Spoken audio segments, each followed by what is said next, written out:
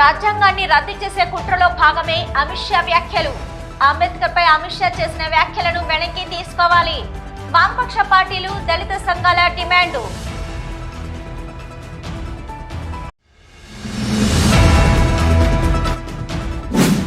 సొంతింటి పథకం అమలు కొరకు అన్ని యూనియన్లు కలిసి రావాలి. సిఐటియు రాష్ట్ర ప్రధాన కార్యదర్శి మంద నరసింహ సూచన.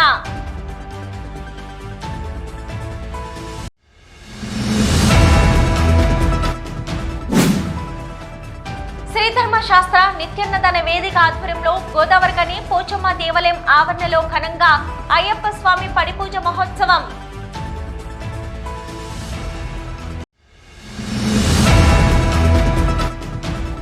తెలంగాణ జానపద కళాకారుడు పస్తం మొగలయ్య మృతి పట్ల సంతాపం వ్యక్తం చేసిన సినీ అభిమాన సంఘాల ఐక్య వేదిక.